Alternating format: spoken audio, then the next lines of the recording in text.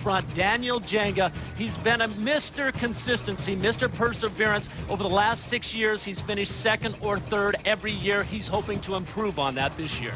As far as the women are concerned, Aderi. And Adriana said yesterday in the press conference that she still hasn't forgotten what happened a year ago. There you look at the tail of the tape for Berhane Aderi, 35 years old, and she has a chance to become the first athlete here in Chicago to three-peat, 3 consecutive wins. One of our little observation sites.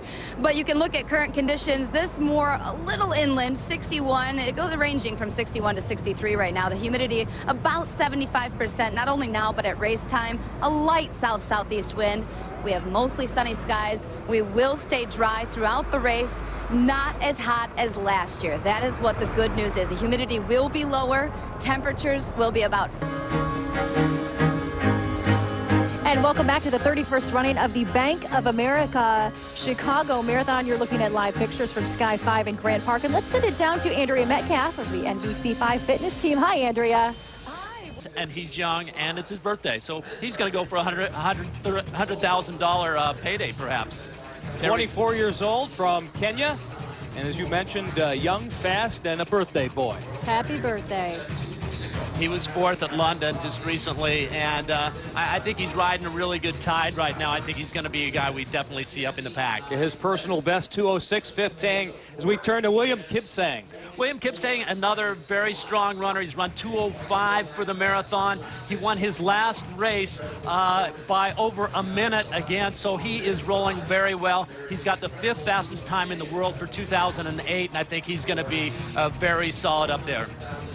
And Daniel Jenga, well, we all know about him here in Chicago. In the last 6 years, in 2002, he was second. 2004, he was second. 2006, he was second. And in 2003, 5, and 7, he was third. So maybe this is the year he wins. Well, you know what? He on schedule for another second since it's an even year, but Santina Tomescu-Dita, one of the favorites coming into this race. But I got to believe at just 56 days removed from winning that Olympic gold medal, that she perhaps is not at 100%. She's been on her victory tour as well. And then there's Berhane Aderi, 35 years old. She's won here in 2006 and 2007 and trying to three-peat. She's going to be pushed by her countrywoman, Bezanesh Bekele. She's a rookie, relatively speaking. She's only run a couple of marathons, but she ran very fast in her debut earlier this year. I think she's going to be pushing Aderi the entire way. And Constantina Tomescu-Dita, she is the oldest winner of an Olympic gold, male or female, in the marathon. 38 years old. That's amazing. Actually, 38 years young. Well, but she's been kind of on her victory tour. She's been over to Europe twice. She's had a parade in her honor, meeting with the president of Romania. I've got to think it's difficult for her to maintain that training that is so necessary to win a race like this. And then from Japan, Kyoko Shimahara, just her 2nd marathon, I believe. Well, Shimahara's run a number of marathons. I think as the weather and the temperature goes up, she may have a chance if it gets very, very warm. She's a hot weather, proven runner. She's run her best in Sapporo, which can be very warm. If things get toasty like last year, she could move her way through the race. And also finish 5th at the Boston. Your stars in the sport. A name will be added to that list today. Besides the names that you've given us, Ed, and 2 more I want you to pay attention to. And one is David Mandango from Kenya. He was the winner of the Hamburg Marathon this spring in 2:07, but it's a Marathon. She beat Tomescu-Dita. It is none other than Dina Castor. Dina Castor, it's a pleasure to be joined by you. Who do you like in this race, Dina? What's your vantage point right now? Well, gosh, thank you, Paula. I'm in the women's lead vehicle, letting you know how the race is going to unfold. And one person I hope to be in the mix-up here today is none other than my teammate and friend, Kate O'Neill. She's from Mammoth Lakes, California. We work under the same coach, Taryn. In mass, you just want that gun to go off, especially these elites. They've trained for so long, 6 long months, 200+ miles a week for some of these guys, and you just really want that race, that gun to go off so you can get out of there. All right, let's send it down to the national anthem again. Country music singer Lady Antebellum. The color guard is under the direction of Cadet Major Perla Ramirez. They stole through the perilous fight. Oh, They're pumped and ready to roll. Well, let's take a look at the women. There's Berhane Aderi. Oh, no. Bezunish Bakela. Bekele, her face was kind of blotted out because she's in the background right there. And I think next to her, that's... Yeah, Lydia Grigorieva from Russia, the Russian Federation. She's ready to roll. Again, Kate O'Neill is somebody we've talked about before. She's the American hope. Kate O'Neill looking cool, calm, and collected before her big race. And then Adriana Pertea, we talked about her a year ago and what happened. She thought she had this. She thought she had this race won, lost it in the end to Berhane Aderi. She's not going to make the same mistake this year. And then the 38-year-old phenom, defending champion or defending winner of the Chicago Marathon back in 2005, and of course the reigning Olympic queen. And Aderi right there, looking to be the first person to three-peat here. I think she also is ready. And you know, as an elite, you're just pumped. You want that gun to go off because you've trained for so long, and you feel like things are about ready to roll. Now on the men's side, will this be the year that Daniel Jenga wins it? Timothy Cherigot, he'll be wearing bib number 7, his personal best, 2:09:34. Richard Limo is up also. Now Limo's the guy, he's the speedster. He's the guy that if it comes down to a kick, he's got such great track chops, and he's also run very fast in the marathon. Look for him to be a factor. Salim Kipsang, a PR of 2:07:29. He was 3rd in Berlin in 2007. Not a frequent marathoner. He's got a great half marathon, 1:01:02. And then Emmanuel Mutai, he may be the dark horse in this field. He's the guy that I think is going to come through just because he's had a great tune-up race and has run very fast. Was 4th at London recently. This is the guy that you liked. William Kipsang. William Kipsang has the 5th fastest time in the world this year. He won his last marathon by over a minute. I think he's primed as well. And then Daniel Jenga, we talked about his Mr. Perseverance. He's winning it. You know, finishing in the top 3 the last 6 years, has certainly been Mr. Consistency. I'm not sure if he's going to be able to bring it up, so he's on the top of the awards peristyle. Plenty of competition is the bottom line, and 12 Kenyans, many of whom are using this as their Olympic Games since they got passed over for the actual Olympics in Beijing. And going on in their mind right now, please start or just shoot that gun.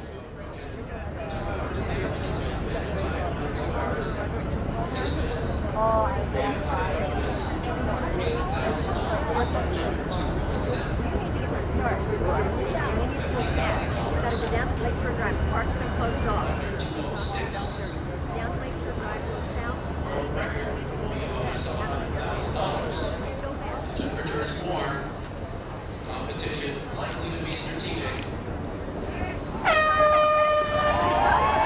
And the 26.2-mile odyssey is underway.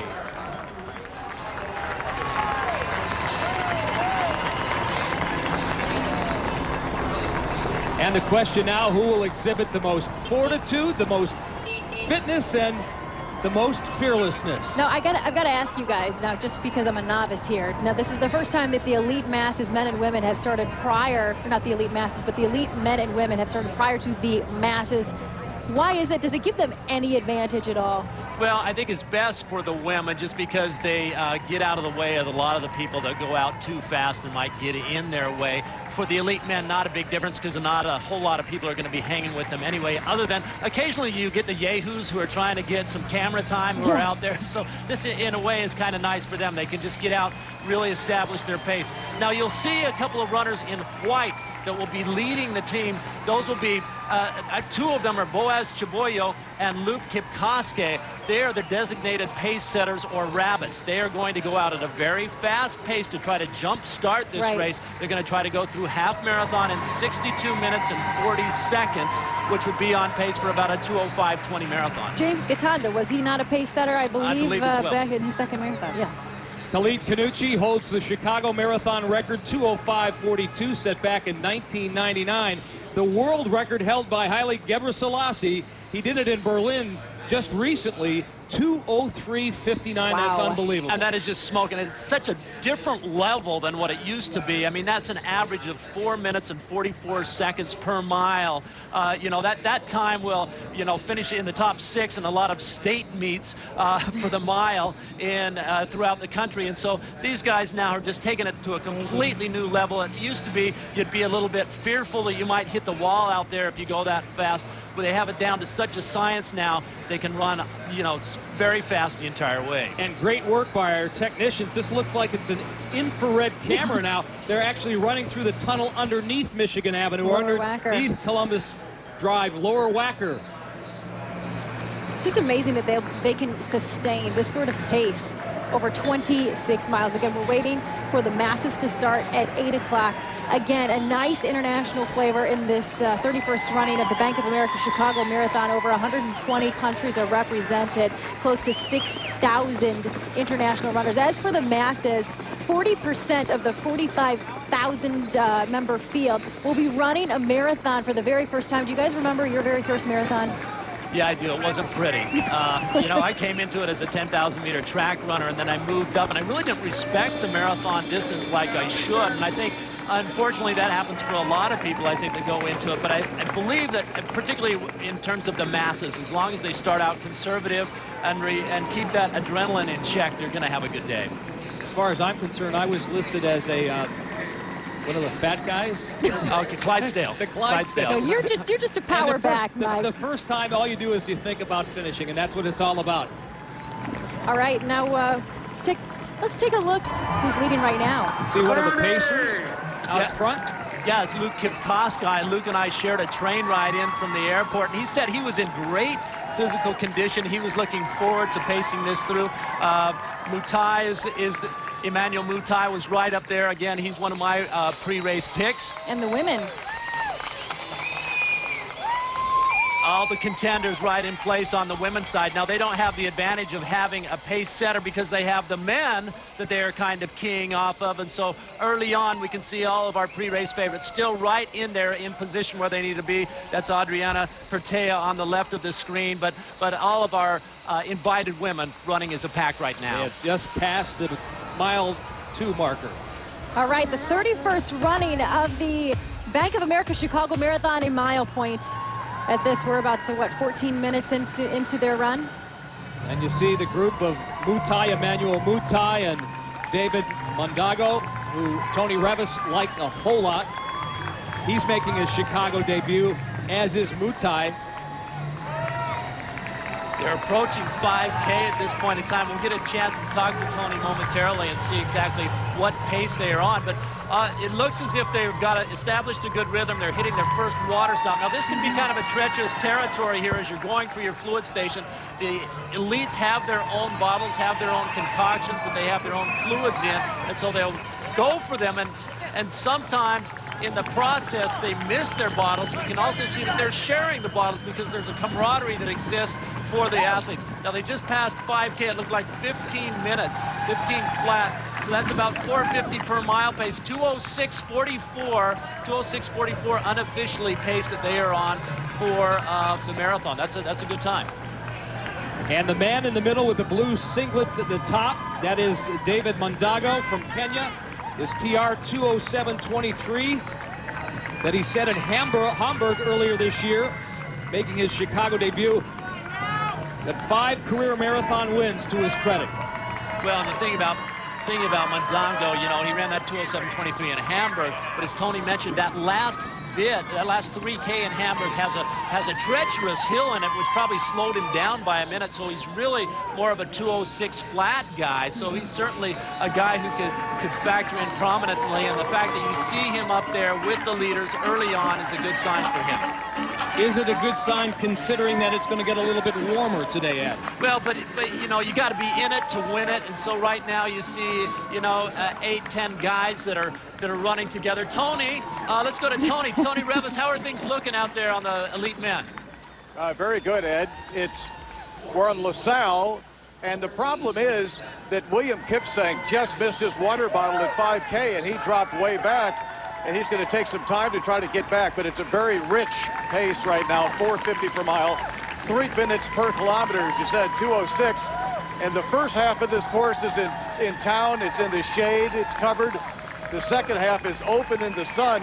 But Boaz Cheboyo, he missed his start on his watch, and in the first half mile, he drifted over to our truck and gave me his wristwatch. So he's running purely on feel. But this guy really does have a sense of pace.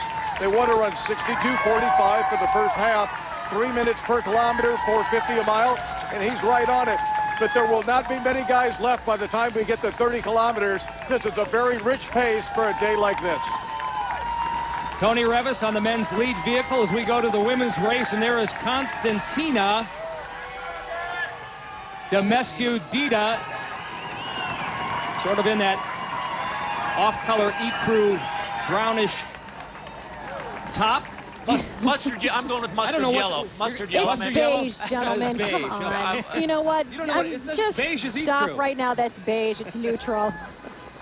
And let's send it right now to Dina Castor right now, who is in the women's lead cam. Hi, Dina.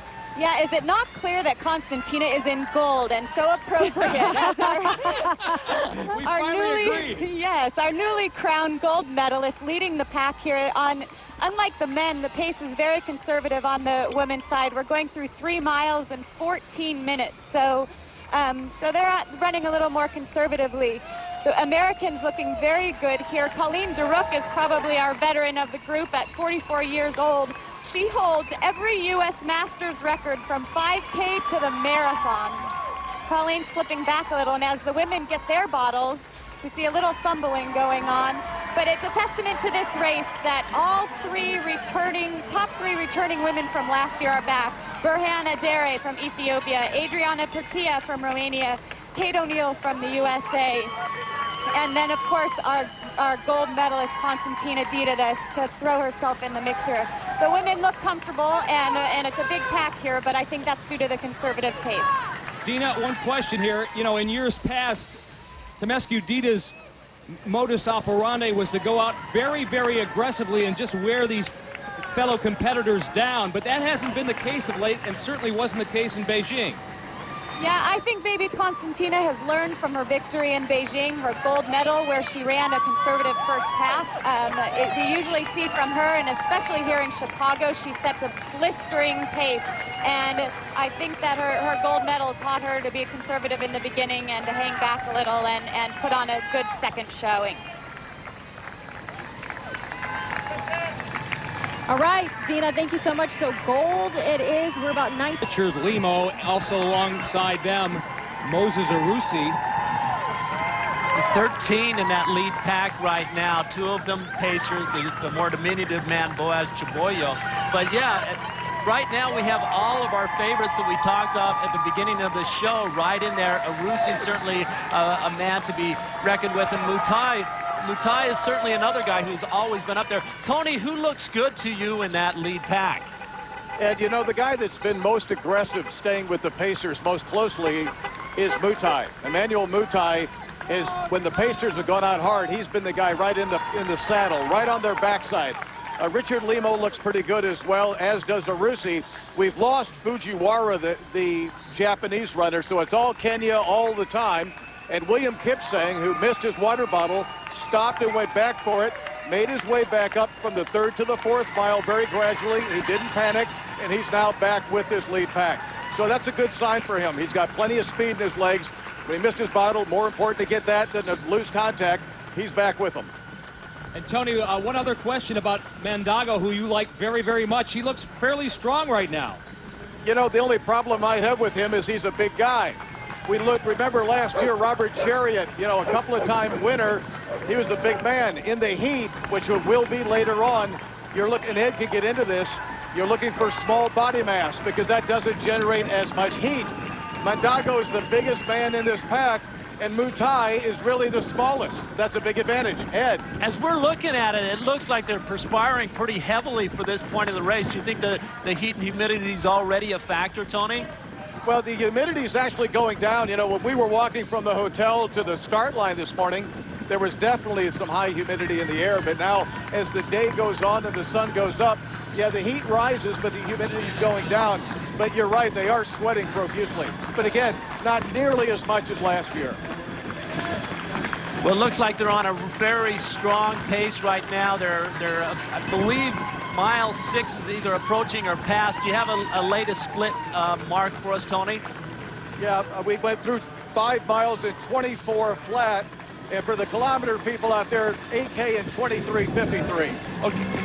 Okay, so 24 flat, that's still 2:06:30 pace, so still a very aggressive pace for a moderate condition day. It's going to be a warm day, and they're on 2:06 pace. Well, you know what happened? You got Boaz Chaboywo, who's an Eastern Michigan University graduate. As we're going by a band on the course here at Lincoln Park, it's turning on from Fullerton to Stockton to Fullerton, rather. And Boaz Chaboywo, former NCAA champion in cross country in 10,000 meters, also a 3:52 miler. So this is really easy for him as he uses this pace-setting duties as a preparation for the New York City Marathon in early November. Yeah, Boaz, I saw him race in college against my college boys many a time, and he knows only one gear, and that is hard. But he's certainly setting a very strong pace right now. And very even. All right, thank you, Tony. We'll get back to you a little bit later as we go on and move to the women's race. Nice tight pack. You see our view from our women's lead vehicle right now, and the woman on the right in the gold as we've finally been able to ascertain Olympic champion Constantina Demescu-Dita from Romania. It was just 56 days ago that she claimed Olympic gold, and a lot of people would be saying, well, less than 2 months, that's a pretty quick turnaround. She has a history of doing that, though. In fact, she has come to Boston 3 times, and each time that she has done well here, she's won here once, she's finished second twice. Each time she's done that has been off of a quick turnaround of just 50 to 60 days, and she actually does better in her second marathon than she does in her first. Now, the thing that I think she has going against her a little bit here is she's been on kind of a victory tour. She's gone back to Romania. She's been over to Europe twice. I don't know that she's been able to get in the type of training that she needs, but certainly she is rolling along right now. But by the same token, Ed, when you get to be a certain age, 38 years old in Constantina's case, you need to back off a little bit. You can't train like you used to train, so it may be beneficial to her. Well, the other thing is when you have a marathon that you run very hard 56 days out, that's a quality training effort. I mean, the most specific thing to racing, to prepare you for a marathon is to race a marathon, and as long as that recovery has come through, it serves as a great training stimulus. And then, as you well know, once everybody crosses that start line, their time begins. When they cross the finish line, their time stops. The reason? Take a look. Chip technology. And the view once again from the women's lead vehicle. Again on the right, Constantina Demescu-Dita. And somewhere in that pack, just right next to Constantina, is Kate O'Neill, who finished 3rd here a year ago. And right behind Constantina, looking for her 3rd consecutive Chicago Marathon win, Berhane Aderi from Ethiopia. And Aderi is comfortable tracking the runner. She's not necessarily a front runner. She has such great finishing speed. She's a world-class athlete on the track. She was before converting up to the marathon, and so she's never really in a hurry. As far as she's concerned, the pace can go as slow as you want it to go because she's probably going to outkick you at the end. You know, Tony Revis was talking about David Mondago and maybe being a little bit too big to run a fast race on a day with this kind of heat. Does the same thing apply to Berhane, because she is easily the tallest woman in this field? You know, that's the trend, but the heat and humidity, it's so individual. You know, some big guys handle it well, others, you know, fold like a house of cards. And so you just kind of need to know yourself. And the main thing they want to be doing right now is making sure they're staying well hydrated. That's why when they pass these water stations, it's going to be very crucial for them to take fluids. Right now we go to Dina Castor. She's on the women's lead vehicle. Dina. Thank you. Berhane Aderi is looking just great. She's the patient runner of the group, and patience is what got her the win here in 2006 and 2007. She's looking to be the first woman to win this race 3 consecutive years. But we go back to talking about her and Constantina, that both of these women have run, this is their 4th marathon of the year. Aderi won Dubai in January, was 7th in London in April, was unable to finish the Olympic Games, dropping out at about the 30K mark, and she's here to try to win her 3rd Chicago Marathon. Dita was 9th in Osaka in January, went on to London to get 8th, 1 place behind Aderi, ended up being our gold medalist in the Beijing Olympic Games, and she's here for her, I believe, 5th Chicago Marathon. So she's these girls really have something to prove out here. I would say that's a lot of racing for the year, but if it's not in their minds, it's not going to affect them. Aderi is looking very good. Again, she's just sitting on Constantina. She's wearing the headband. And to the left of them is from the USA, Kate O'Neill, who was 3rd here last year. She looks very comfortable. The group is really still packed together, but as soon as someone starts breaking away, I think we'll see things spring out a little bit. Dina, does it look like they're feeling the heat at all? They look so comfortable. Are they running so within themselves that heat is not a factor at this point? Yeah, I think that this pace is so pedestrian for them right now that that the heat is not really affecting them. Everybody does look a little comfortable. I'm going to say that the women that look most comfortable to me, even at this slower pace, is Bernahan Aderi and Albertina Viktorova from Russia. She's on the left of the screen in all black. She looks very good. She was 2nd in Boston earlier this year in just a stunning race and a dramatic finish of going back and forth, back and forth. She got beat in the end for a 2nd place, but I think that made her hungry for a win here. She looks very comfortable assessing the other runners, and I think we'll see more of her as the race goes on. All right, thank you, Dina. It's a case of mind over matter as far as the heat is concerned. If you don't mind, it don't matter. We'll be back with more of the 2008 Bank of America Chicago Marathon from the streets of Chicago. Stay with us.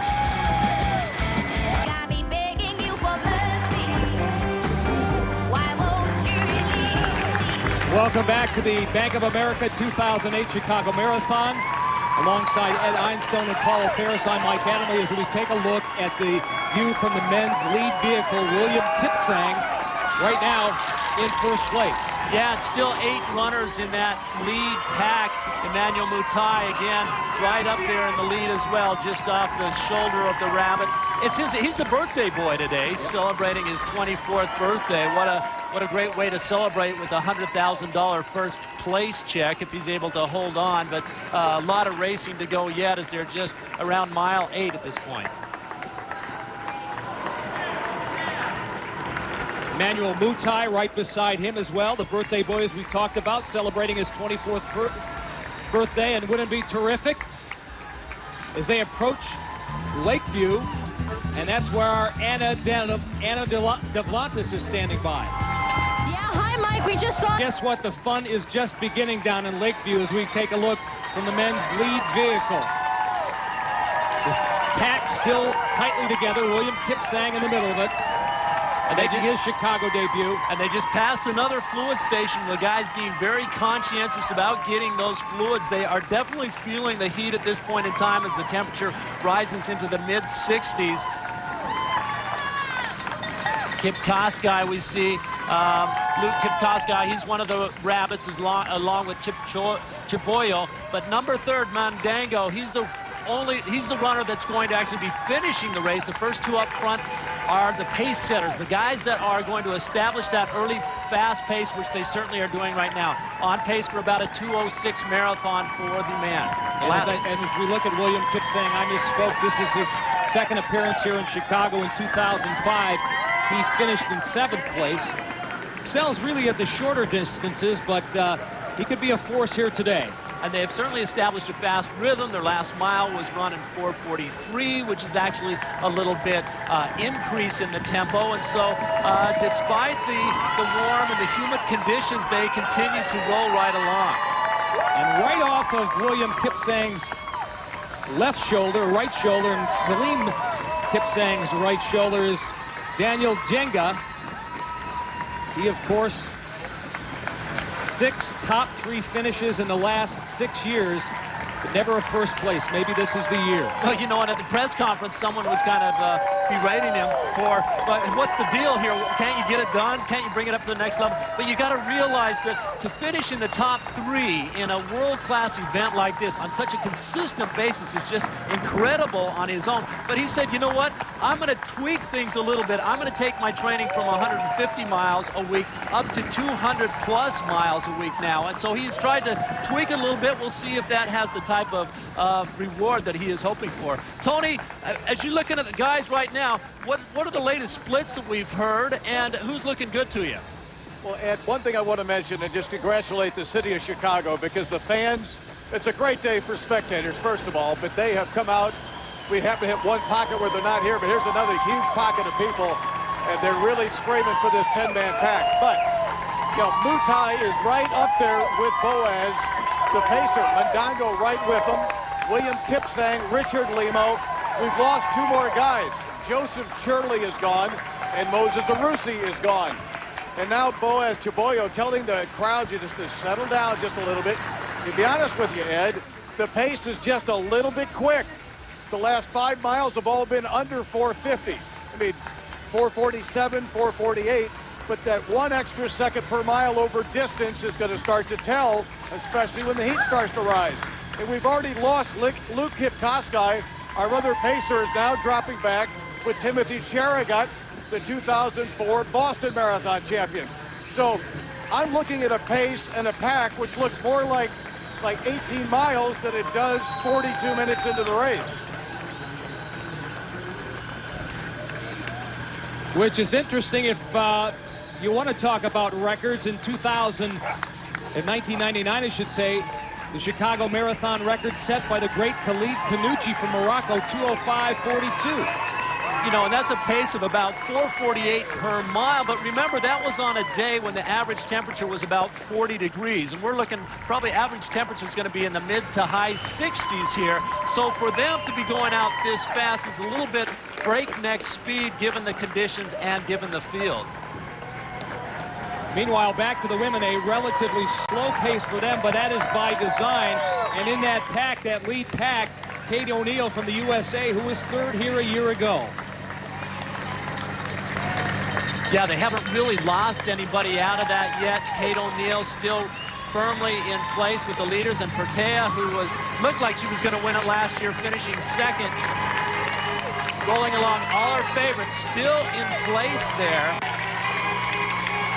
And I'm just waiting. You know, sometimes you're in a race like this and you're just looking for a leader. You need someone to go ahead and take it, and everyone's acquiescent to the other person. No, after you. No, after you. I don't want to take it. I don't want to be the pace monkey here. And so I think what will ultimately happen is maybe around half marathon, Constantina Temescu-Dita, she's the type of person that doesn't want it to hang around too slowly. And we saw at the Olympics that she rolled hard that second half. Maybe she will be the one to take some impetus and decide to jumpstart this thing. And as we look at the men right now, we will take a break. We'll have more of the Bank of America 2008 Chicago Marathon from the lakes of Great Michigan. What a scene. The 2008 Bank of America Chicago Marathon on NBC5. Some looking for personal bests and some looking for an even greater prize. Mike Adamle, Paula Ferris, Ed Einstone. As we look at the men. And I tell you, the men are not monkeying around out there. They decided they're going to take advantage of a fast course, their flat, fast course, but it's certainly not exactly a fast day with the temperatures in the mid-60s, but I think they're taking their cue from Sammy Wanjiro at the Olympics, who took a day that was not a fast day, a hot, humid day, and decided to run fast anyway. And I think these guys are just going to run as hard as they can for as long as they can until they blow up. You know, just when you think they've set the bar about as high as you can set it, somebody else comes out and sets it even higher. That's what distinguishes the Kenyan runners from around the world elsewhere. That's the nature of the beast right now, and right now we have a pack of about 8 runners that are rolling along. Look, they're not even content to let Boaz. Look, Boaz is in the all-white Chaboyo. They're on the right of the screen. Normally they will tuck behind the rabbit and let him lead the way. It's almost as if Mutai is saying, you're not going quite fast enough, Boaz. I'm going to help you out a little bit here. Kind of impatience on their part. As you can see, their pace is about 2:05:47 pace right now, which is on pace very close to the course record. Course record 2:05:42 established back in '99. Mutai, Limo, 1 and 2 right now in the men's pack.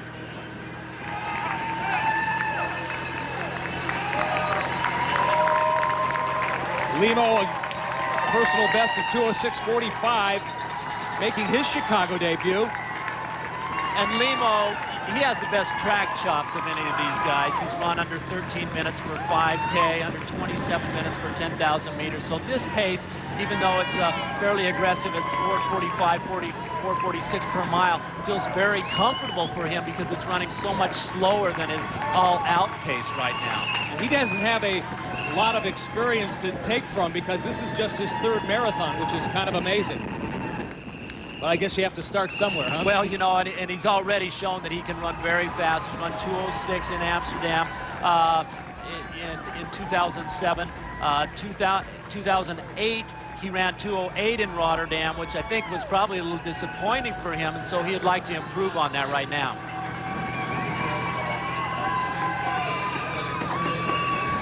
One of the many great places to watch this marathon is in Old Town, and that's where our Marianne Ahearn is standing by. Marianne.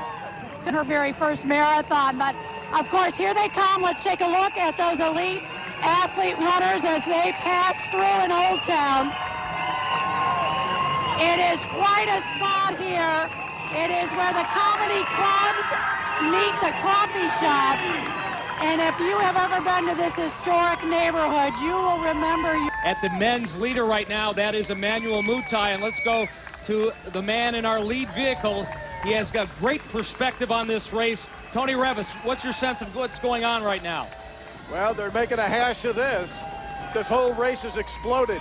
Emmanuel Mutai, early on, was the guy that tucked right in on the Pacers.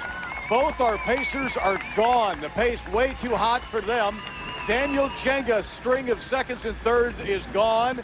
He's out the back. William Kipsang is also faded out. And we're coming up on 11 miles right now. And Ed, 11 miles, 52:33. I mean, they're just ripping it. Mondago in second. Evans Chariot tucking in third. Limo starting to fade out. Salim Kipsang starting to fade out. I mean, here we are at 11 miles. We're down to 3 guys. This is insane. Tony, we were talking about this yesterday about Emmanuel Mutai and this race in general. When sometimes the elite field isn't as stellar as in years past, that somebody comes out of nowhere. Is that the case with Mutai? Yeah, I don't think it's just because of the pack. You know, not having a world marathon major champion in the field. I think Mutai is a top gun.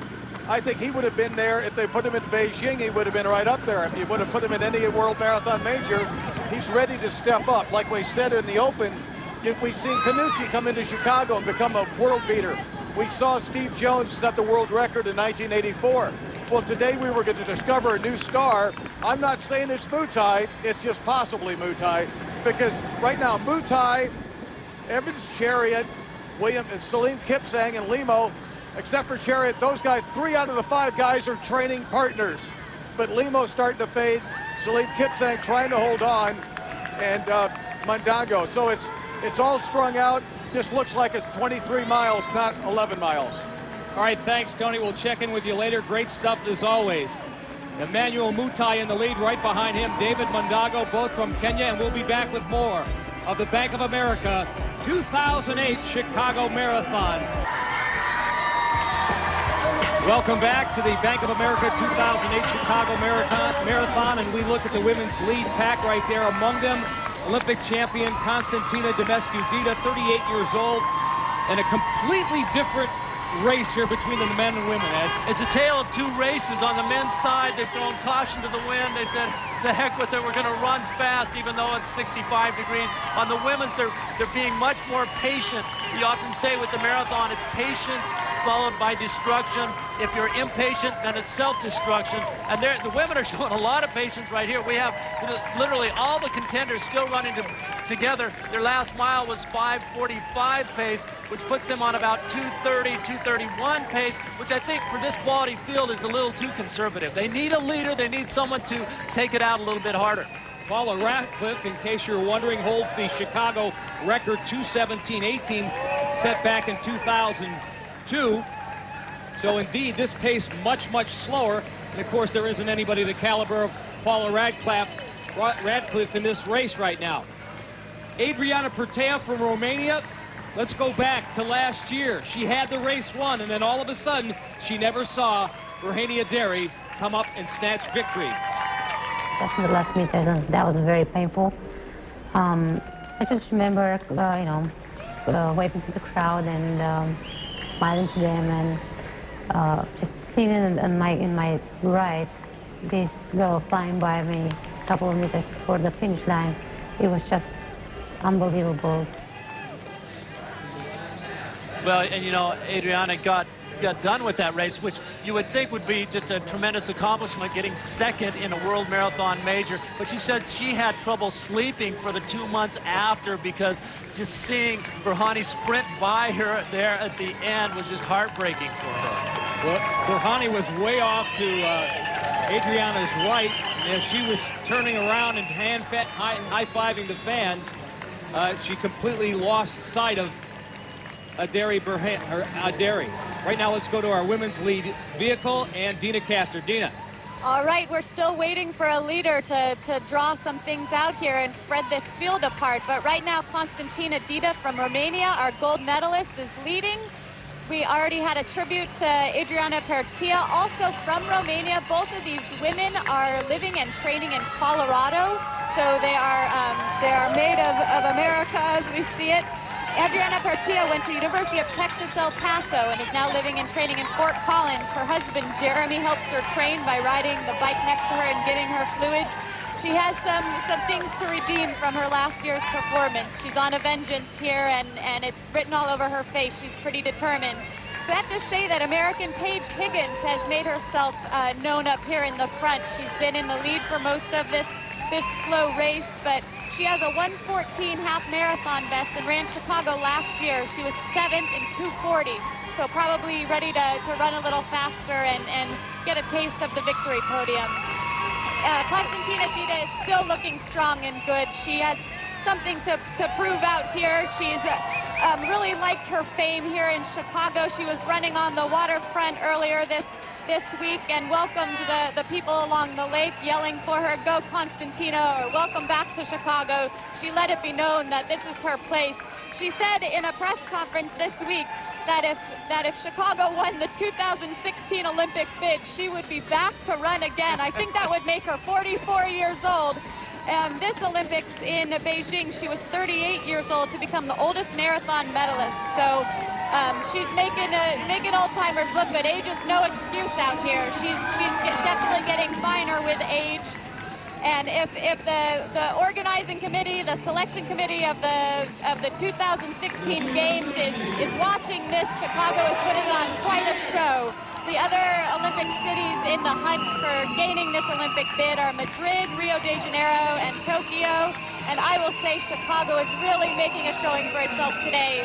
Sports fans lining the field, cheering these runners on. 1.5 million people. It's a great indicator of how hospitable this city would be for hosting the 2016 games. Thanks, Dina, and that decision will be made in just about a year from now. Constantina Dita picking up the pace here at the 2008 Bank of America Chicago Marathon.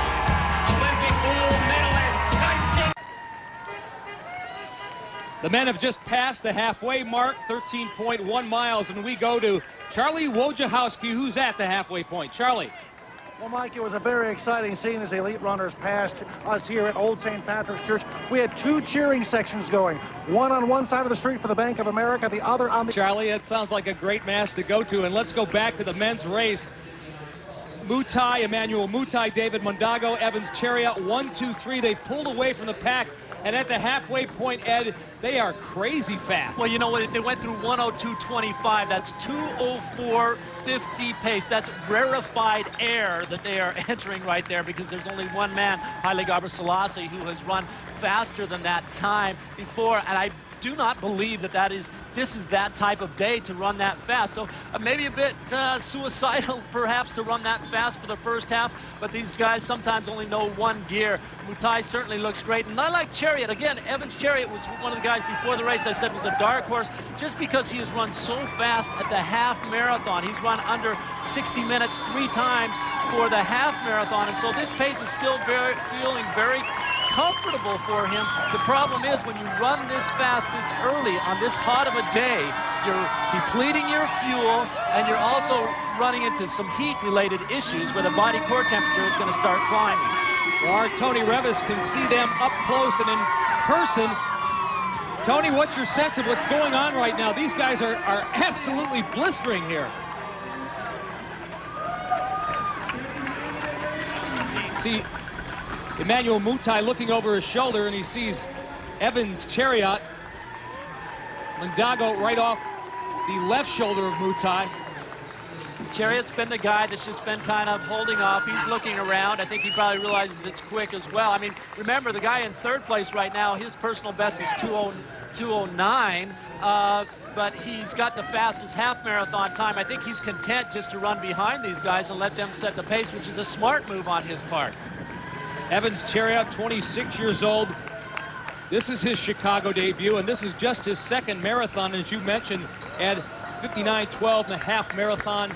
Outstanding run in Rotterdam. Yeah, he's on pace for about a 5-minute PR right now, but they still have a lot of running left, especially on a day as warm as today is. You know, they used to say you can divide the marathon into 2 equal halves, the first 20 miles and then the last 6. And Tony, I think you're back now. What can you tell us about things? That this pace is just so hot. Oh, okay, all right, I guess Tony's not there yet, but the three of them look very comfortable despite the fact that they are running very fast. Well, the lead that they had over the rest of the field was at one point about 100 yards. It dropped to 150 yards, and there's a perfect example. They're increasing their lead even more. So maybe they know something that we don't know. As you look at the women's field right now, 1:11, that being Zoila Gomez from Mexico. Finished 4th in the United States Olympic trials. She became a U.S. citizen back in 2005. She's an 11-time All-American at Adams State, 6 times D2 national champion, and she really ran a great race at the women's Olympic trials back in Boston. Worked her way up nicely, finished a strong 4th place. That was a great effort for her. And here she is, still in the lead pack of the major marathon as they approach halfway.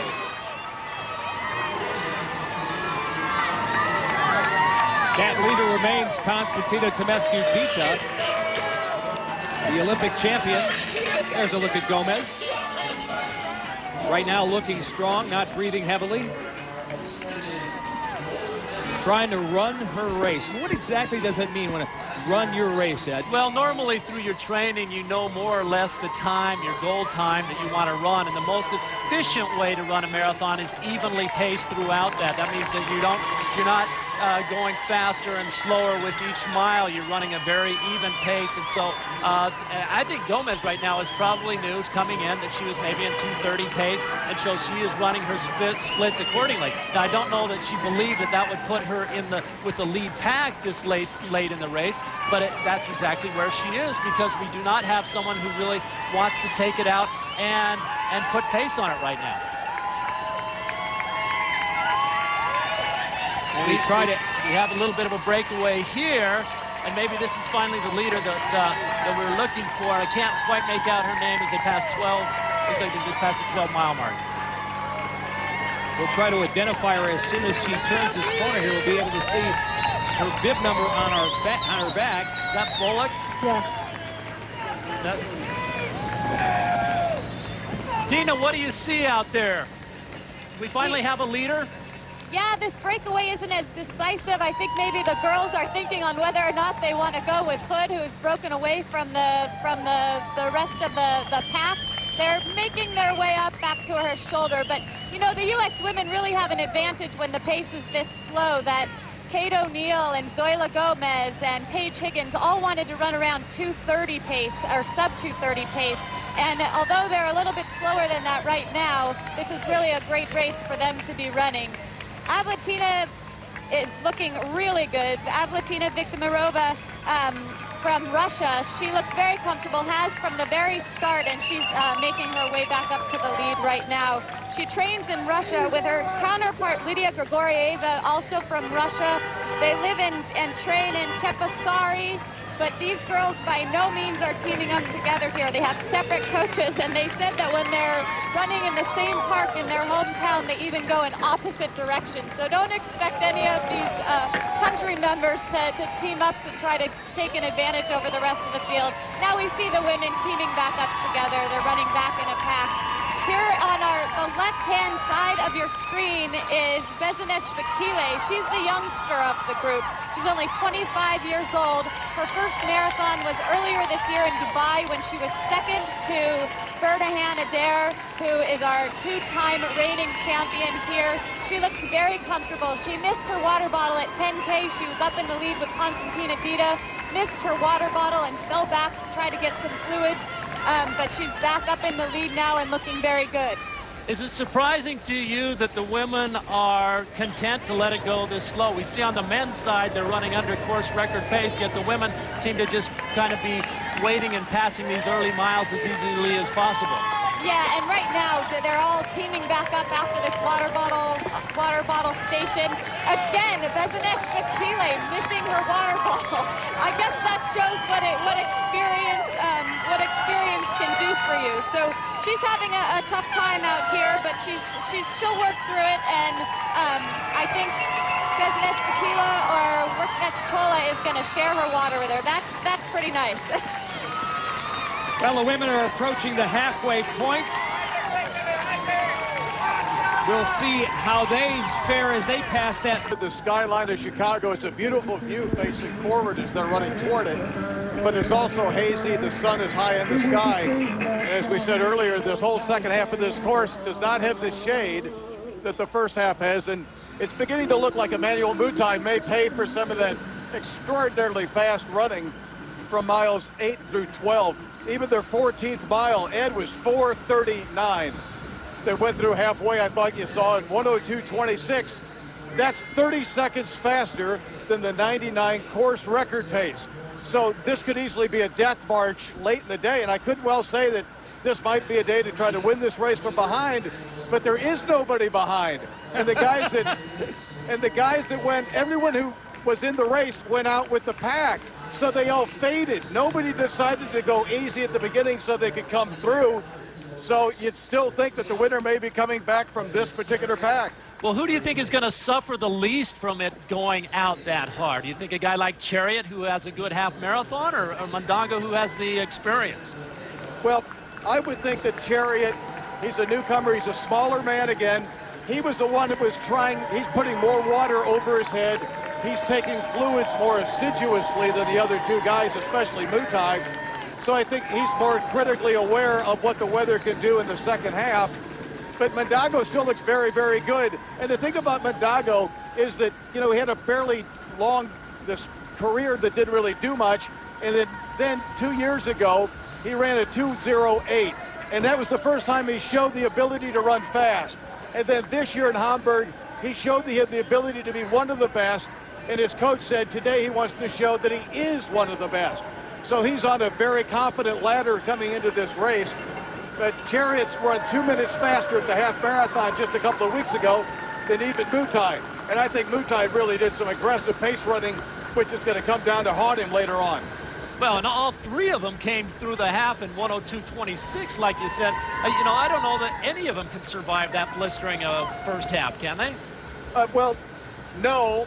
In fact, Richard Limo is about 35 or 40 seconds in back, so he's in 4th place. And I still see him, but he's the only guy I see in the back. All right, thanks, Tony. Meanwhile, on the women's side of things, trying to identify them in the shade there. Alvatina from Russia. Dina Castor's got a great loop, and that is, you're exactly right, Alvatina Viktorova of Russia. She is one right now. Dina, who's behind her? Right behind Alvatina is her country member, Lydia Grigorieva. So this is our respectable breakaway from the pack. This is where the race is going to get fun. Alvatina Viktorova from Russia. Her counterpart from the same hometown of Chabaskari, Lydia Grigorieva. Both of these women have very good credentials coming into this race. So this is our first respectable breakaway. Alvatina was second in Boston this year, and anybody that saw that race knows that a marathon should not come down to such a battle in the finish. She was going back and forth for the win in the final kilometers of that race, only to get second place so she's hungry for this win. Lydia Grigorieva over her shoulder, who knew that this was a serious breakaway, although she was 9th in Boston this year, won the year before. So both of these women are very respectable. Right over their shoulder is newcomer to marathoning from Ethiopia, and she is our Dubai second-place finisher, runner-up this year, but Bezenesh Bekele, only 25 years of age, and she has got a great future ahead of her. I think she's the youngest one in this field of elite women, but looking very comfortable. All three of these women looking comfortable, and they've made a considerable breakaway from the rest of the pack, who, from my calculations, as they come up on this street sign, are about 15 to 20 seconds back now. So a very good break on the women's side. Albertina looks very comfortable even at this pace, but as we get into the warmer sections of the course, when we're not shaded by these buildings, I think the heat may become a factor. All right, Dina, you know, Albertina and Grigorieva, obviously they felt that that pace was too slow early on. Yes, and Lydia Grigorieva actually did not look good in the beginning stages of this race, but I think it might have been because the pace was a little uncomfortably slow for her. We're coming through a great section right now where they're going to get a little push from the crowds, who are very enthusiastic along this part of the course, but all three of these women looking very comfortable, so we'll look for some more pace increases as this race unfolds. All right, thank you. That was Dina Castor on the state of the women's race, and we'll be back with a lot more from the Bank of America 2008 Chicago Marathon. But right now, we're going to go to Lauren Jiggets. She's in Little Italy. Inside that Italian-American Hall of Fame, Galindo Bordin, he won the Olympic gold medal for Italy back in 1988 in Seoul, Korea. As you look at our leader right now, David Mandago from Kenya, he is broken away. Right behind him is Evans Chariot, but Emmanuel Mutai has fallen off the pace. Yeah, this is significant because Mutai is out the back door now, and so now it's a two-man race at this point in time. Mandago and Chariot. Mandago not content to let the pace dilly-dally.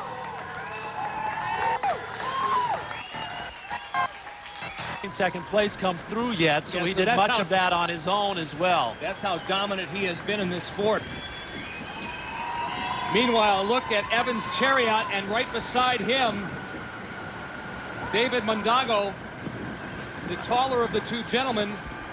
And they've dropped Mutai, and this is significant now because we have Chariot, who's the established half marathon runner, who almost no one is faster than him over a half marathon, and Mandago, who's looking really to stamp himself as a true world-class elite runner. If he can hold this race together, the two of them now have dropped the rest of the pack and are working together. We'll go out to Tony. Tony, you're with the men. What do you see going on right now? Well, I definitely see a two-man battle, and Mutai is now 12 seconds back, and that last mile was 4:47. So they've been very talented. They backed off just a little bit. The last few miles was a 4:53, a 4:47, so none of this, that insanity of, sub-440s. But Mandago, he's from the Nandi Hills part of Kenya, the Central Highlands along the Great Rift Valley. That's the same area where Ibrahim Hussein, the first great Kenyan champion who won New York City and 3 Bostons, comes from. And this guy, he began his career back in Lausanne in Naples back in 2004. So he won his first marathon, but it was only 2:15. He won his last marathon in Hamburg at 2:07. So he's just done, Ed, he used to train with Martin Lell, two-time London and New York City marathon champion. But he was one of the training partners of Martin Lell. He moved away, and he's got 3 or 4 guys now that are training partners for him. So he has become the alpha male of his training group, and that has given him a lot of confidence. And it worked in Hamburg, and so far it's working in Chicago. And it doesn't always happen that way when you're kind of a lackey or a Sherpa helping other guys train, and now suddenly you're the top guy. And he also has a great half marathon PR of about 1 hour and change. So between the two of them, very strong over shorter distances. It may just be a matter of who can handle the heat and humidity the best. Who looks the best to you in terms of handling these conditions? I go back to looking at Chariot as being the more efficient runner. And one of the things that you know that the Kenyans have over the rest of the world is their efficiency. So Mandango has a little bit more, just a small more back kick. He just does a little bit more body action. And over time, as the pie-shaped wedge of the marathon distance goes out, those small things become big things. But I think Mandango, as we hit 19 miles at 1:30.50, I still think Mandango has got a lot of strength left in those legs.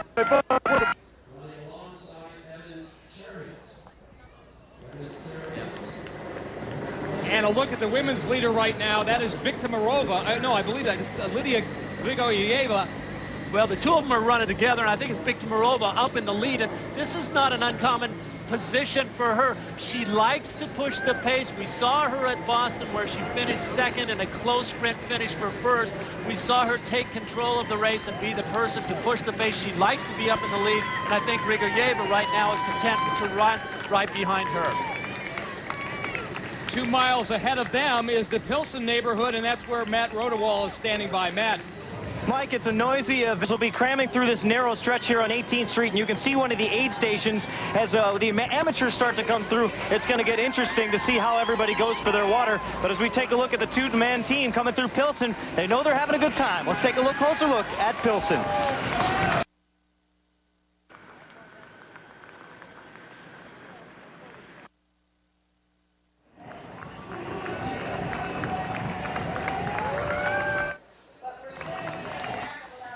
Evans Chariot and David Mandango 1-2 as they have been for the last maybe 3 or 4 miles. They completely dropped Emmanuel Mutai, so much for that 24th birthday present. Yeah, you know, they had kind of a 2-mile lull there where they let the pace back into 450 territory, but now the last couple miles they've cranked it back down again into the sub 450 territory. They're still on pace, very close to that course record pace of 2:05.42 established by Khalid Kanuchi way back in 1999, again on a day that was about 25 degrees cooler than today. It wasn't that long ago. I mean, I remember covering it. But it's really amazing that they're in the mile 20 mark right now and that they're moving as well as they are. Well, and to me it seems as if Chariot has been content just to ride behind Mandango, and you know, occasionally he'll pull up to his side, but he seems as if to say, okay, Mandango, you're the more experienced marathoner, I'll let you take it and I'll just ride right here behind you and kind of conserve my energies as I watch you making the effort. The two of them certainly working together, and on just a very fast pace of about 2:05.20, which would be under our course record. Chariot just takes a little peek behind. That's not always a good sign, but he's looking so comfortable at that pace. He's the one on the left in the red, and he has the more efficient form, as Tony pointed out before. Not quite as high a back kick on him, and very conservative as he's running along. Speaking of fast paces, Kurt Farnley went in 1:28.46, about 40 seconds off his record he set here a year ago, and right now he's Robin. Give him our congratulations as well. As we go back to the men, the two leaders, David Mandango, Evans Chariot on your left, Mandango on your right. Question, Ed, is can the great little man beat the great big man? Well, in the marathon, it's not unusual to have the little man beat the big man. On the women's side of things, we've got Viktomarova still in the driver's seat with Grigoryeva just tailing her very closely. Viktomarova is not uncomfortable in this position. We saw her at Boston this year as she finished in second place. She had a great battle there with Dire Tune, back and forth, back and forth. And Viktomarova, quite frankly, showed a lot of good finishing speed as she rallied back, got ahead of Tune right before the end, and then Tune sprinted right past her for the victory. Ed, I wonder if we can go to Dina Castor right now, because I just saw Grigoryeva grab her right thigh, and I don't know if she's cramping up or not. Dina, can you hear us? Yes, I can. Albertina Viktomarova, interesting, just pulled over to the side, I think to ask Lydia to give her some help and lead a little bit of this, but Lydia was not responsive. It looks as though she's talking to herself, chanting, maybe trying to give herself a pep talk to keep up this pace. We're starting to see a little distress on her face where Albertina looks very comfortable right now. So these two women have broken away, the two Russians have broken away from the rest of the pack. They have really dropped Bezenesh Bekele. They have opened up a pretty big gap on her. She was the young Ethiopian trying to make a name for herself in a country that is so condensed with talent. It's a tall order to stand out in Ethiopia as a distance runner. But Alevtina Biktamirova and Lydia Grigorieva from Russia, the same town of Cheboksary, training under different coaches. If they're found in a park running in opposite directions, they do not run or train together, although they're from the same place. They're running together here on the streets of Chicago, looking to drop one another, I'm sure, in the later stages of the race. But we're still very early in the race. Anything can happen. We have our... All right, thank you, Dina. And let's go to Old Town right now, where Marianne Ahern is standing by. Break 4 hours, Marianne. You got to let them go. Thank you very much. Back to the men we go. You know, I know this is a horrible indicator, Ed, but you look at Mondago, and he looks like he's laboring a little bit more than Evans Chariot. Well, I think the biggest tell is Chariot is content to run right behind him, and sometimes when you're doing that, it really kind of infuriates the guy in front because they're saying, wait a minute, I'm doing all the work here, buddy, can you come up and help me a little bit? And I think Chariot is almost, tripping over himself, holding back. We saw that on the women's side as well, with Grigorieva content to let Biktamirova take the lead. Biktamirova at one point just almost saying, please come up here and help me, so get together, we can work together. But you know, when you feel like you have the better leg speed and you've already broken away, then why push the pace? You want it just to go as easily as possible so that you can use your speed at the end, and I think that's what Evans Chariot is doing right now with Mondago.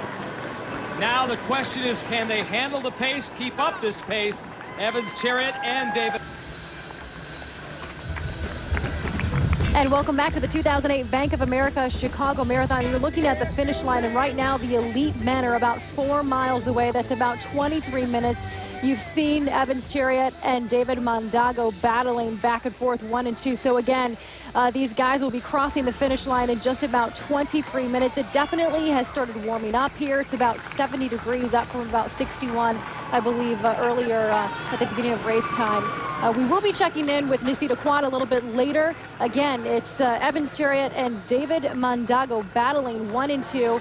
Now they're about 22 minutes away. Time has flown, has it not, gentlemen? Hard to believe, you know. It seems like we got here in the wee hours of the morning. Next thing we knew, the gun went off, and these guys are already about 4 miles from home. Yeah, they're not wasting any time, are they? As they're still on course record pace. That course record established back in 1999 by Khalid Kanuchi, 2:05.42, and they're just a little under that right now. If they can keep things rolling along. Mondago has been the one, really the pace setter. Chariot content to answer any change in pace that he puts in, but really running almost side by side at this point. Again, both men in their Chicago debut, side by side and dueling here in the streets of Chicago. And as Tony Revis mentioned early on in the first half of this race, it was run mostly in the shade, the big tall buildings, the trees, and now almost all in the sun. And I got to believe that as the temperature heats up and they're into the 70 degrees now, that they're feeling that. And we see the last mile in 4:55. Tony, do you feel like they are feeling the heat at this point in time? Who's looking better? Well, you know, their faces both look placid, Ed. Their last 2 miles I got at 4:56 and 4:57. And, you know, Mondago just went for his water, and he's been pretty good. But as you were saying a little bit earlier, it's the fact that that Evans Chariot just rides right on the hip. I mean, it's just imperceptibly, you know, in second place. So he's just taking all the energy of Mondago. He's exerting none of the leading energy. And again, we go back to the fact that he ran only 1 marathon before. As Mondago starts to open up just a little bit, we've got a little bit of a rise as we come out of Chinatown here, and Mondago's starting to put a little bit of wood on the fire. There's not many hills on this course. Of course, the famous one on Roosevelt near the finish, but we're going over the highway right now, and Mondago's got his first distinct lead. Yeah, this is significant, and sometimes those leads open up at a water stop, and they were just taking their bottles, and so sometimes there's a natural bit of a thing. But as they went up that rise, Mondago certainly powered away from Chariot. And does it look like Chariot's responding at all? Well, these gaps when they open up have a tendency to be like head wounds. They open up fast. But right now he's holding with about a 2-meter lead, 2 strides. But when you've been riding right on somebody's hip the entire time, and then the next thing you know, you got 2 strides, it's a whole new world. It's not just 2 strides, it's a big gap compared to what it used to be. And their pace has slowed about 5 seconds per mile. Do you think it's a gathering before the storm? Do you think they're just trying to pull their energy together for that fast sprint finish, or do you feel like they're both equally fatiguing here? I think they're equally fatiguing, but you know, I just missed that last mile, 1:45.32. You know, that's still around 4:53 per mile. So I still think they're going to slow down as this temperature wears on and the sun gets them. But Mondago's definitely taken this race by the nape of the neck. And now it's a 3-stride lead. And Ed, as you well know, once you sense that your competitor is beginning to weaken, you don't say, I'm going to wait to move. When you feel it, you go. Well, and that looks exactly what's happening. It almost looks like Chariot's on the ropes here, and Mondago's going, okay, I'm going to put in the killer blow here. And yeah, he's continuing it to keep that pace rolling along. He would love nothing more than to break that right now. Well, you're willing to take a risk. I mean, I feel good, even if I don't feel great. If he's starting to feel badly, let's seal the deal while he feels bad, because the odds are, once again, I'm going to feel bad later on, but let's not wait. He may feel good later on, but let's try to just you know, get it out of his mind.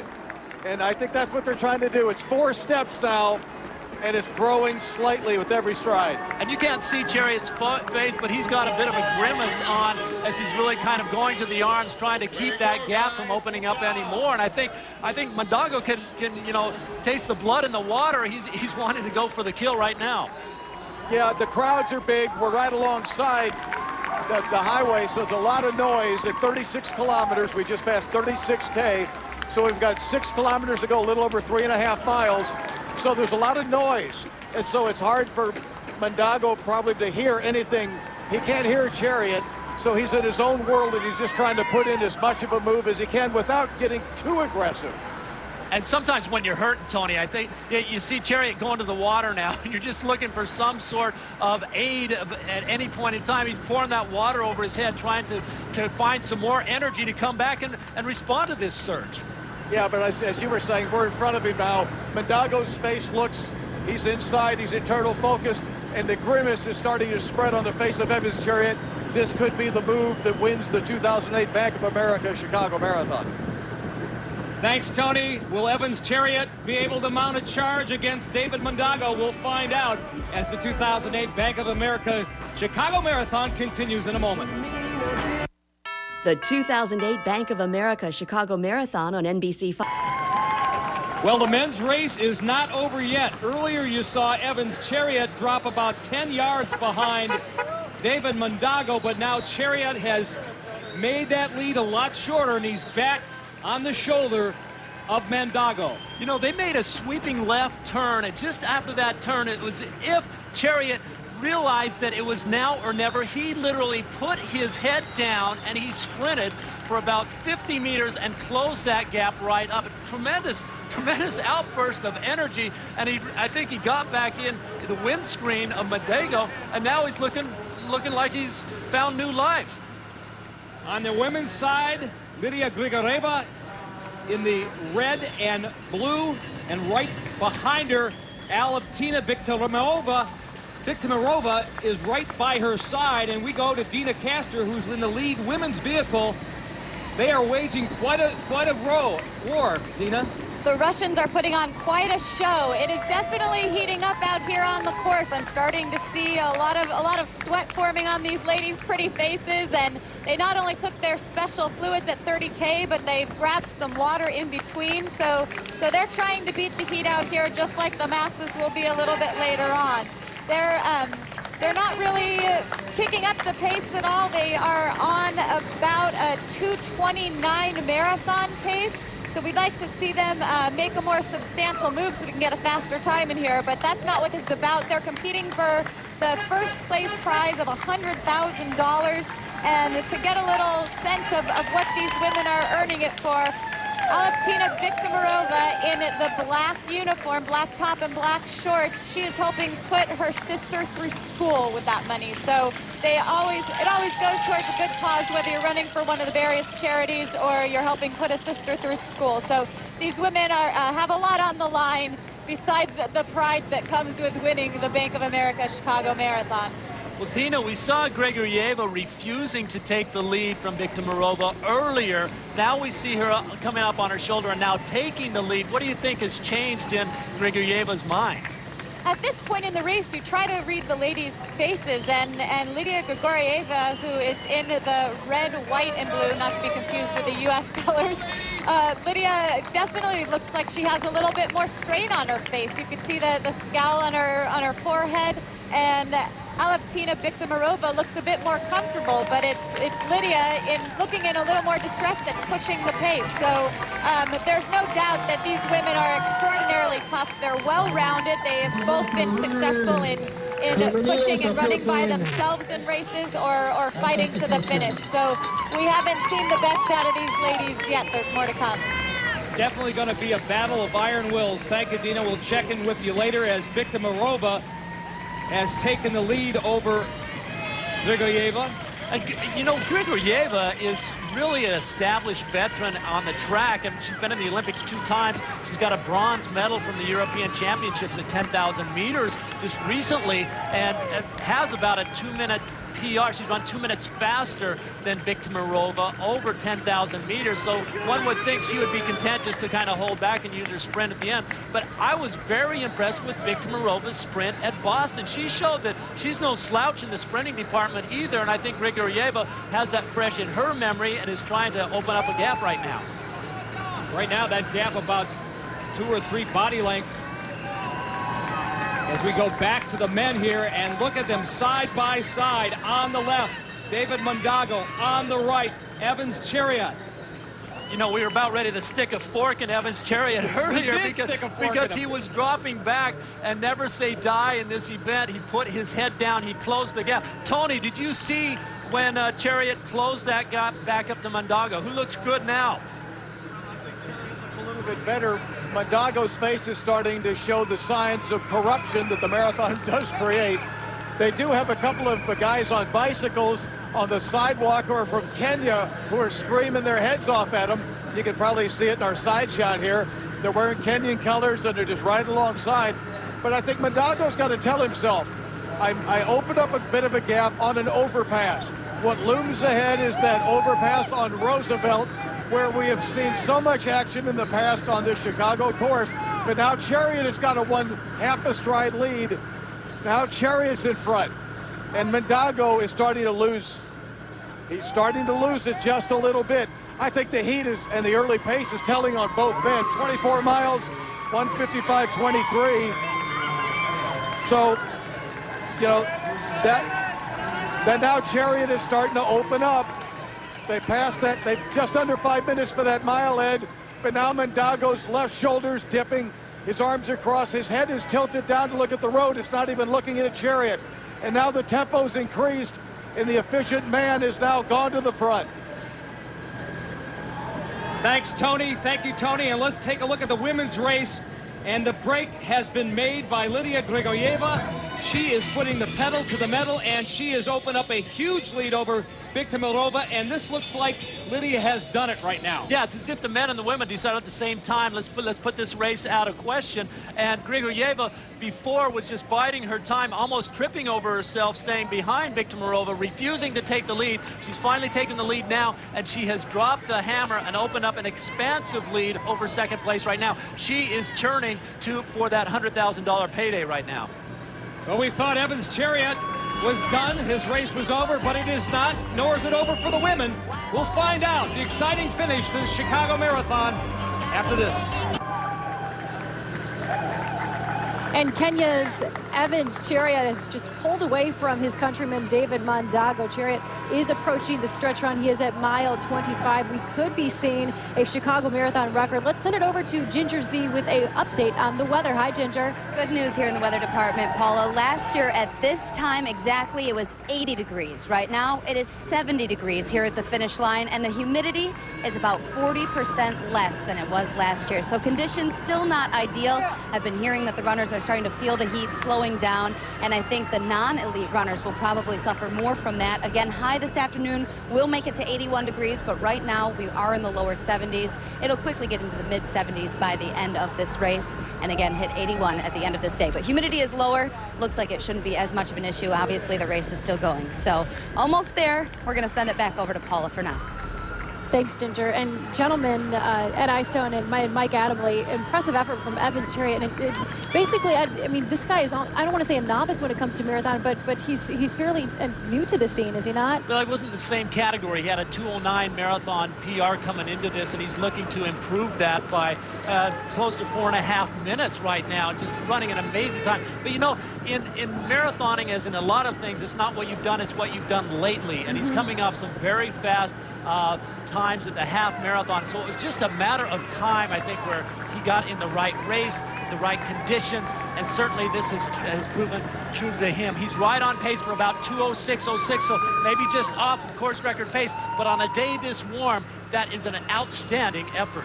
But there appears to be a lot in his tank right now, and keep in mind the Chicago Marathon record held by Khalid Kanuchi, so the magic number is 2:05.42. Right now he's on pace, maybe about 20 seconds slower than that right now. But Chariot, like I said, he looks so strong as he comes down the final stretch. Well, he's certainly capable of digging down. Whether he can dig down and find, you know, the extra 20 seconds or not remains to be seen. But he's running very well. And again, it's a matter of his efficient pace overcoming maybe his newness in the event that has kept things together. He's running a superlative effort, looking great right now. Evans Chariot running in just his second marathon, making his Chicago Marathon debut. Can he hang on? We'll find out as the 2008 Bank of America Chicago Marathon continues. On the left, Evans Chariot running away from the field and on his way to his first victory ever here at the Chicago Marathon. Hopefully, in the back of his mind, with a slight chance to beat the course record set by Khalid Kanuchi. On the right, well, she's been doing this all day long. Very, very strong. Lydia Grigoyeva from Russia. She broke away at about the, about the 20-mile mark from her countrywoman, Albertina Biktamirova, and she has looked extremely strong. They're both on a roll right now, and Chariot in uncharted territory. He's going to run a marathon best by at least 3 minutes or so, and he has done it the right way. He has run with the leaders the entire way, just off the shoulder of Mondago for a long time before finally putting in the knockout blow. And it looked almost as if he was the guy that was on the canvas at one point in time, and it looked like Mondago had knocked him out. He rose from the dead. He put in a nice hard sprint to close back that gap, and then he waited, and he's certainly running well now. And Ed, the amazing thing about that, I have to believe it was all by design. Well, you know, you go through bad patches, good patches sometimes, as you know, in the marathon. I think he went through a tough stretch, but then he grabbed some water, poured it over his head, he sucked it back up, and then he put the hammer down, and when Mondago showed some fatigue, he was able to pull away from him. And as we look at Grigoyeva, the man running next to her, is that her coach? Is that allowed? I don't think it's so much the coach. I think it was maybe an elite runner. Hopefully it's not a coach, or it could be a pacing issue, but I think it's one of the invited men who's just fallen off a little bit that he's running with. Just wanted to know. Good idea on the part of Albertina, or Lydia, I should say. Lydia Grigoyeva. Tony, one last shot to you. Are you still with Chariot there? Yeah, we are. You know, in 1999, Khalid Kanuchi had a really good day to run, and he closed in 4:43, 4:32. And so he's not going to get the record as he goes over the Roosevelt overstretch. But still, in his second marathon, he showed himself to be a world beater and one of the best in the world. This is not the last victory for Evans Chariot. And like Evans Rudo in 2003, Malik Caducci in 99. Steve Jones in 84. He makes a name for himself on the streets of Chicago. One thing's for certain, Tony, is Evans Chariot will set a personal record for himself. His previous best, 209.16 in Milan. And here in his Chicago debut, Evans Chariot getting a huge ovation here from the crowd that is gathered along the finish line. Chariot's he's all out now, going to his arms, had a great performance, is finishing strong. One of the fastest times ever. This will be a personal best, 2:06.24. In his Chicago Marathon debut, just his second marathon run ever, Evans Chariot wins with a PR, a personal record. Awesome. Fabulous. Fabulous. Unofficially, 2:06.24. A great effort on his part, very gutsy. He did not panic when he started to fatigue a little bit. He regathered himself. He fought back up behind Mondego, and then as he went through the good patch, then he was able to roll on, and a strong, strong performance on his part. And as Tony said, we have not seen the last of Evans Chariot. He will be a major force for years to come. Running this fast on this warm of a day, just incredible. Knocking about 2.5 minutes off his previous best. Evans Chariot of Kenya, and now it is official, 2:06.25. Evans Chariot, the 2008 Chicago Men's Marathon Champion. And you can't give this guy enough credit. David Mondago, he set the pace at about the 20-mile mark, gave Evans Chariot all he could want, and then in the end just didn't have enough. Those legs were feeling heavy as he came in through unofficially about 2:07.35 for him. He lost it a little bit, but was able to hold his form together well enough to capture second place. Not a memorable race in any way, shape, or form in terms of the distance between the two men, but a great race nonetheless between Evans Chariot and David Mondago.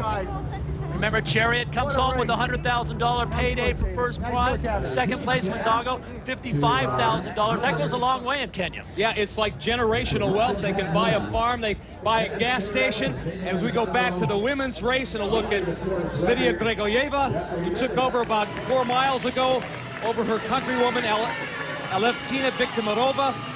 And she looks like she is having no problems whatsoever and is heading for the finish line. We'll see her finish as we continue the 2008 Bank of America Chicago Marathon.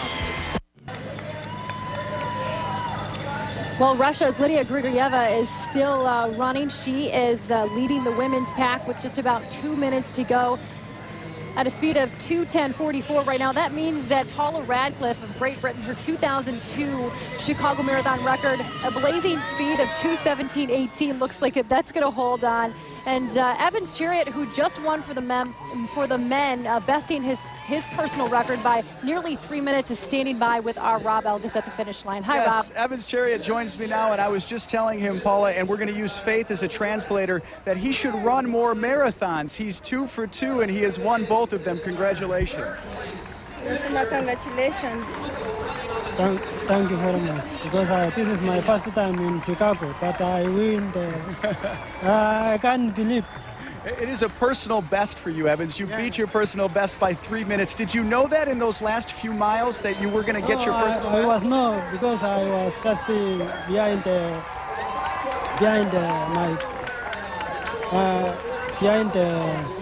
Mondago. Yeah. But after the 37, I feel the body is okay. But I push and then I fall. But I see I'm the winner for Chicago this year. 2 marathons, 2 winners for you. You must feel very good today. Yeah, I'm very happy because I cannot imagine. Yeah. Evans Chariot, the winner of the Bank of America 2008 Chicago Marathon. Faith, thank you. You need no translator. Your English is very good. Congratulations and welcome to Chicago. Thank you very much. Thank you. He's all smiles now, resting a little bit and hydrated. Photos of the champion. Thanks, Rob. Baby, I was born to run. As a matter of fact, it is a Kenyan sweep as Timothy Cherigot finishes third. Evans Chariot with a personal record, 2:06.25. What I loved about Evans there is you know, he indicated he really wasn't sure how fast he was running. He was just running by his gut. He was running by feel, and sometimes that'll get you through to the finish in first place. And certainly he knew he was in great shape from these fast half marathons that he'd done. He won a half marathon down in Puerto Rico. That's one of the hillier ones, and he did a fantastic, phenomenal finish for him today. Meanwhile, the women are about to finish, and let's go to Dina Castor. Dina. This race isn't over yet, but appears to belong to Lydia Grigorieva of Russia. The slow early pace, I think, helped her a little bit in not overheating as the temperatures rise here, but she is looking so great. She's come into her own as she's increased the pace. Her last mile was 5:25 as opposed to the 5:50s and 5:55 miles they've started off with. So Lydia Grigorieva of Russia looks like she's going to take this race and be our 2008 Bank of America Chicago Marathon winner. She's looking very good, very strong, trying to make her way to the finish. We're almost there. Dina, what was the key for her? When did she really break away from her countrywoman, Alevtina Biktamirova? She broke away from Biktamirova at just about the 20-mile mark, and she looked so powerful going over the bridge, going to her arms, and that's really when she started to look good in this race, is when she increased that pace. So it looks as though the Russians broke away at the midsection of the race, and then Lydia Grigorieva broke away from her fellow countrywoman Alevtina Biktamirova, and it looks as though the race is hers today. I'm sure her husband and daughter are watching this and very proud of her.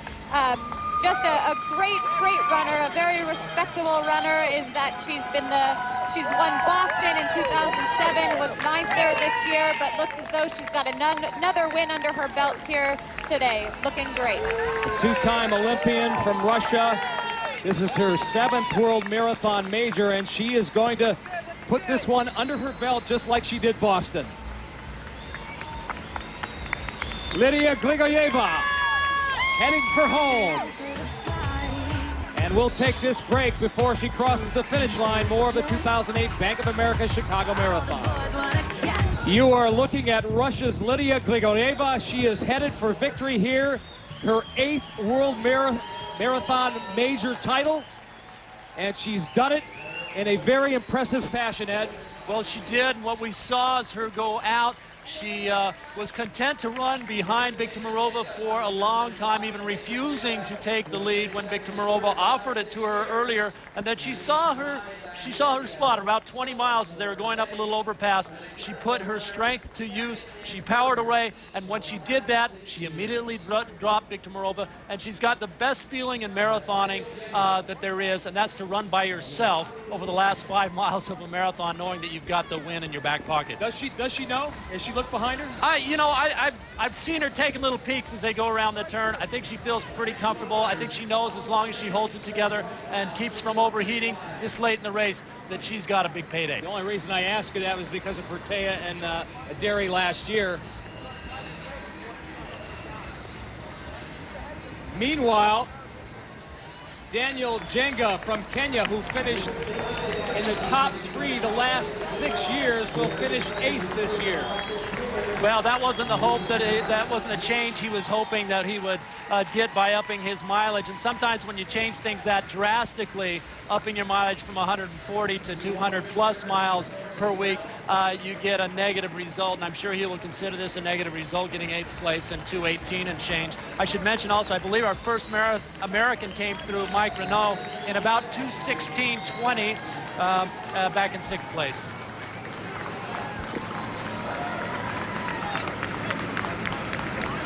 And right now we go back to Dina Castor. You're looking at Lydia Grigorieva. Behind her, her countrywoman Alevtina Biktamirova. Dina, how far apart are they from one another? I'm looking down the road and I don't see any signs of 2nd place. So it looks as though that this race belongs to Lydia Grigorieva. She's won Los Angeles, she's won Boston, she's won Paris, and now it looks as though she can add the Bank of America Chicago Marathon to her victory belt. There's a little bit of strain and struggle in her face, but with less than 2 miles to go and no one in sight, I think this race is good to call hers. And we've seen that strain and struggle in her face since a mile 20, and sometimes we just look pained as we're running along, and she certainly looks in control of herself as she's taking the fluids. Is hydration an issue right now, Dina?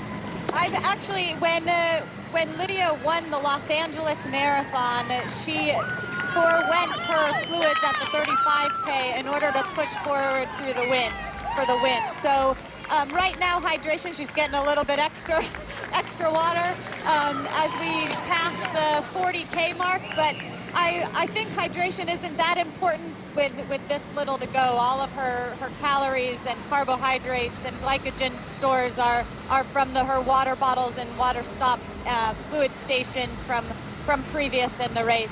So this looks as though we can add this title to Lydia's repertoire, to her long list of accomplishments.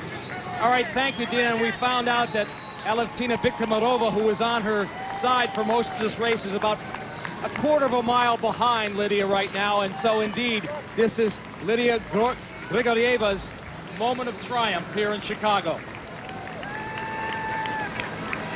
Her personal best, 2:25.10, set in Los Angeles back in 2006. I actually covered that race, and she ran a great race there. They have a thing called the Banco Popular Challenge, where they stagger the women in front of the men, and then they give a bonus of $100,000 to whoever crosses the finish line first. She beat the men. She beat the men that day and claimed the extra $100,000 for that, so she's a true competitor. And the fact that she won Boston back in 2007 obviously shows that she can bring her game at a World Marathon Major as well. And on the right of your screen, that's her countrywoman, Alevtina Biktamarova, obviously laboring now that she knows she's lost the race. And people forget the kind of grind it takes on your body, even if you're an elite athlete, Ed. Oh, well, yeah. I mean, these elites suffer every bit as much as the 4-hour people. The only good news is they are able to finish in 2 hours and 6 minutes and be done in the ice bath a little sooner than the 4-hour people. But, yeah, these people, it'll take them weeks to recover from this, but they'll be ready, primed and ready to go probably for the next marathon season coming up in the springtime. Yeah, we should mention that we're sort of towards the end of the marathon season. The last one, of course, being marathon majors anyway, the New York Marathon coming up in November. But now all of our attention will be focused on Lydia Grigorieva of Russia. Incidentally, we found out who the guy running in front of her was, Alan Wagner, a young man from Washington. Right, and that's just a matter of fact. She found someone who is going about her same pace. She's not receiving illegal aid from this guy. It's not as if he's her coach or anything. She's glommed onto him, and she's been more than happy to have someone help ride the pace for her. And one of the pre-race, not a favorite, but a dark horse, Kyoko Shimahara from Japan, finishing her personal... Fujiwara, yeah. Rana Fujiwara. Oh, that's the men's. Yeah, that's Arata Fujiwara of Japan. His PR, previous PR, 2:08.40. Yeah, not a great day for Fujiwara. You know, he had indicated that he feels like for the Japanese to perform on the world stage, they need to get out of the country of Japan. They do most of their racing in Japan. He wanted to come out and prove that he can be competitive on the world stage. Not a great day for him.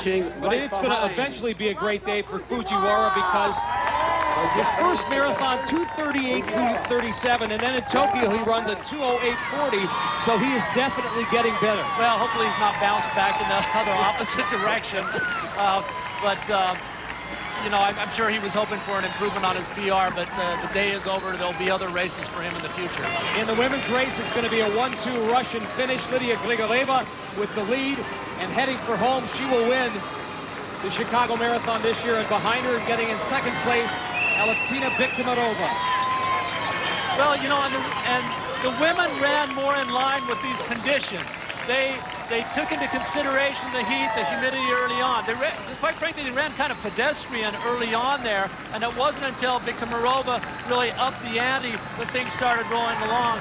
Grigorieva was able to respond to that, and then able to put in the killer blow about 20-mile mark. And as she continues to hold on, she is going to enjoy a major, major victory. She won't set her PR, that being 2:25.10, which she did in Los Angeles in 2006. But she's still going to have a very fine time nonetheless. And she's 34 years of age, and you don't normally expect to see your PRs as you get into your mid-30s, but the fact that she can bring it and put down some very much younger competition, I think, is great for her. Certainly a great day, and she's got years of racing left in those legs. You know, as we watch her, it's amazing how well she's been able to keep her form, stay erect, the arms moving in concert with her legs, looking really strong. Lydia Gligoyeva. And this is a great feeling, too, when you can sense that the finish line is just off in the distance. It can never come too soon, you know, late in a race like this, especially when you run it on your own. But it does give you an opportunity when you have a substantial gap to enjoy those last few miles, take in the crowds a little bit, and then start figuring how you're going to spend that prize money. Lydia, as we mentioned, a two-time Olympian for Russia. Her sister, Irina, also a marathon runner. She, too, has a personal record in the 2:25 range. Dina, you still with us? Any last thoughts on Grigoyeva's performance today? I am with you. I am with you, Ed. To the end. This is so exciting, and really we get a sense coming up, Rose, about how strong Lydia is and how great she feels to get another marathon victory under her belt. She looks absolutely fabulous. After that long stretch down Michigan, we're making our way on to Columbus, and she's getting ready to see the finish line in front of her. Lydia Gligoyeva has won LA, Boston, Paris, and now she has a Chicago victory to celebrate. Hopefully she can enjoy this stretch. And that grimace on her face will turn into a huge smile in just about 30 seconds or so. Thanks for all your help, Dina. Grigoyeva now powering towards that finish line. Again, we can see her going to her arms a little bit more, but she's up in that cadence. She's going to enjoy the cheers of the crowd. She's going to enjoy the thought of spending $100,000 to go to the first place, and she's going to enjoy winning this Chicago Marathon. They are 10 deep here at the finish line in Chicago. She's just gone by our position in the booth. Arms out, crossing the tape, breaking the tape. Lydia Gligoyeva of Russia, the 2008 Women's Marathon Champion. 2 hours, 27 minutes, and 15 seconds unofficially. Помой, вытри лицо, помой. Пошли, сейчас у тебя интервью возьмут. 2:27:17 officially, they're telling us. And when you consider the heat conditions and the relatively slow pace for the first 13 miles, a tremendous accomplishment on the part of Lydia Gligoyeva. Admirable performance, negative splitting that, running the second half faster than the first half, and just powering away a tremendous race. I'm ready, let's do it. And right now, our Rob Elgas is with the women's champion, Lydia Gligoyeva. Andre has joined me as well. Thank you. To translate, congratulations. Very well done. You were surprised, Andre. You were saying the weather might have been a concern because she likes the cold weather. She trains in the cold weather. That was not a factor today. Ты любишь бегать в холодную погоду, а сегодня так жарко было. Это для тебя не явилось сюрпризом, что ты так быстро и хорошо пробежала? То, что быстро не начали, это, видимо, все-таки пошло на пользу, и не быстрый бег не устраивал. А погода? Ну, погода устраивала, то, что не быстрый бег. The first half was very comfortable for me because we start pedestrian time, so the second half I feel more and more comfortable, and the weather didn't play a big role anymore. How about the flat course? Was that a factor? You said she's a very good track and field runner. Was the flat course a positive factor for you? Как тебе помогло сегодня бежать, что дорога без горок, вот ровная дорога, и вот после того, как ты бегаешь на стадионе, помогло тебе это бежать или нет? Ну, да, я мечтала о таком трассе бежать. Вот первый раз у меня получился, я в Нью-Йорке, в Бостоне. В Нью-Йорке очень тяжелая трасса. Я очень довольна. This is I always dream about running in a flat course like Chicago, and this is the first time I used to run Boston and New York, but it's a dream come true. Well, congratulations. Very well done. Thank you very much, Andre. Her Chicago debut, and she wins the Bank of America 2008 Chicago Marathon, the women's elite. We'll send it back to you, Mike and Paula. All right, thank you, Rob. Lydia Gligoyeva, well done. Очень хорошо. And that was Elvatina Viktomarova just coming through. And We'll see what her time was, 2:29 and change. And again, ran a very strong race, did a lot of the work when no one else would. Got it from that pedestrian pace up to a more reasonable pace. And then Grigorieva took off at 20, and it was over. And Ed, do you think when these two women have a moment of privacy together, maybe under one of these tents, that Lydia will say spasiba to Alevtina for doing most of the work early on? I would hope so. Shimahara from Japan coming in third place. A great finish for Kyoka Shimahara. We thought Shimahara might have a good run because it was kind of warm. She's run her best in Sapporo where it's been warm in the past. She came on strong at the end, and I've got to believe there's another mile or so left. She may have challenged for second place. She looks none the worse for wear, that's for sure. Kyoko Shimahara from Tokyo, Japan, finishing. Adriana Pertea second. Oh, that's Konstantina Tomescu-Dita. 38 years old, Olympic champion, having won the marathon in Beijing, China just 56 days ago. Well, it's been an eventful last 7-8 weeks for her. And considering that she's been jetting all over on her victory tour, I think an admirable performance. Yeah. Being a spokeswoman for just about every product known to human beings in Romania and Bucharest. Well, quite a day it's been here in Chicago so far. The men's winner, Evans Chariot, the women's winner, Lydia Grigorieva, and we'll be back to wrap things up from the 2008 Bank of America Chicago Marathon. Bank of America Chicago Marathon. Again, the results: Evans Chariot, a personal best of 2:06:25, winning for the men, beating David Mondago. And for the women, it's Lydia Grigorieva from Russia, a time of 2:27:17, beating her fellow Russian countrywoman.